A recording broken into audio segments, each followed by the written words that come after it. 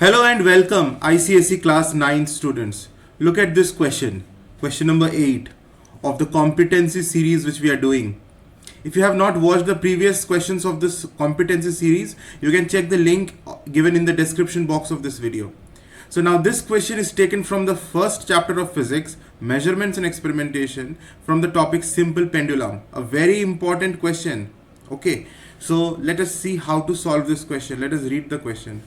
A graph is plotted between L, length L, and the time period T, not T square.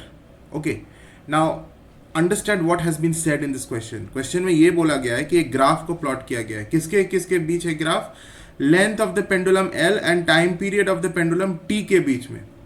Now if you look in your book, you will see there is a graph given T square versus L graph. And the graph looks a straight line like this. The T square is plotted on the y-axis and L is plotted on the x-axis. Take a look into the book right now. This is a very important graph, I'm telling you. Very, very important graph. So this is the graph which is between T square versus L. यानी T नहीं होता, T square होता है actual graph में जब हम plot करते हैं. लेकिन क्वेश्चन में कहा गया है कि the graph is plotted between L and T, not T square.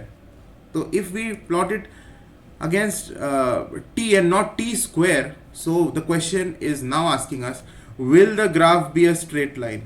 जब हम T square versus L करते हैं तब तो हमारा straight line आता है, एकदम straight line होता है. Okay, you can see the graph in the book, it is a straight line. लेकिन क्वेश्चन पूछ रहा है कि अगर हम T square ना लेके T लेके और L लेके प्लॉट करें तो क्या यहाँ पे हमारा स्ट्रेट लाइन ही आएगा? We have to explain. इसके लिए हमें एक कंसेप्ट का पता होना चाहिए. The concept is this formula that time period is equal to 2 pi times square root of L. तो L को मैं यहाँ कैपिटल L लिख रहा हूँ क्योंकि यहाँ पे क्वेश्चन में कैपिटल L यूज किया गया है. बुक में कई बार स्मॉल l यूज किया जाता है, उससे कोई फर्क नहीं पड़ता. Square root of L upon G. G पर भी स्क्वायर रूट है. This square root is on both L and G both. Now this formula is a very important formula. और क्वेश्चन नंबर 7 जो प्रीवियस क्वेश्चन हमने competency series का किया था इसके जस्ट पहले, वो भी इसी फॉर्मूला पर बेस्ड था. If you have not watched it please watch it. Okay, तो देखो ये फॉर्मूला कितना इंपॉर्टेंट है. तो इस फॉर्मूला से हमें क्लियरली ये पता चल रहा है कि time period is directly proportional to square root of length of the pendulum. यानी time period is directly proportional to L, ये गलत है. L पर टाइम पीरियड, L और टाइम पीरियड के बीच में डायरेक्ट प्रोपोर्शनलिटी नहीं है. स्क्वायर रूट ऑफ L और T पर डायरेक्ट प्रोपोर्शनलिटी है. तो इसीलिए अगर हम T और L को प्लॉट करें, T और L को प्लॉट करें तो हमें स्ट्रेट लाइन नहीं मिलेगा क्योंकि ये गलत है. T is not directly proportional to L. Keep this in your mind. It is T is directly proportional to square root of L, जिसको अगर हम both sides स्क्वायरिंग करें तो T square is proportional to L हो जाएगा. ये correct है. हमने दोनों साइड स्क्वायरिंग कर दिया तो T square हो गया और ये स्क्वायर रूट ऑफ L हो गया. यानी T square is directly proportional to L, और इसको जब हम प्लॉट करेंगे तो हमें स्ट्रेट लाइन मिलता है. और T और L को प्लॉट करेंगे तो स्ट्रेट लाइन नहीं मिलेगा क्योंकि ये equation itself is wrong because T is not proportional to L, rather T square is proportional to L. समझ में आ गया? तो इसका आंसर क्या होगा? Will we get a straight line? No, we will not get a straight line. और इसका answer मैं यहाँ पे एक्सप्लेन करके लिखा हुआ हूँ, देख लो, वही चीज है. अच्छे से पढ़ लो. और ये बहुत इंपॉर्टेंट है. No, the graph between L and T will not be a straight line. This is because the time period of the pendulum is given by T is equal to 2 pi times L upon G. So T is directly proportional to square root of L and not L. Okay, so the graph will be a curve and not a straight line. Non-linear का मतलब it will not be a straight line. समझ में आ गया? बहुत simple है. Let's come to the second part of the question.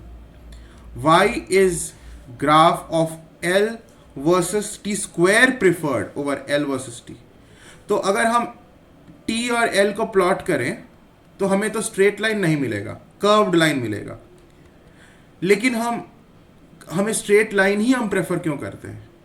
हम straight line prefer क्यों करते हैं और उसके लिए हम T स्क्वायर वर्सेस L को क्यों प्रेफर करते हैं?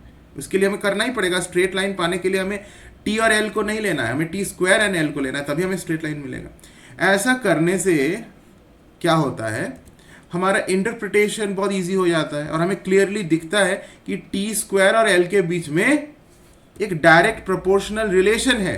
We are able to see that and interpretation becomes easy. And you know what, the slope, using the slope of this graph, even we can calculate the g means acceleration due to gravity. इस formula से ये g को हम निकाल सकते हैं by using the slope of this graph. तो ये सारे reasons हैं, इसीलिए t square versus L को प्रेफर करते हैं. The graph of L versus t square, in fact you can call it t square versus L, that is better, is preferred because of the formula that t square is directly proportional to L. Okay, now you are understanding. This gives a direct proportionality between L and t square. Therefore, the graph becomes a straight line passing through the origin and it makes interpretation easier, calculation of slope easier.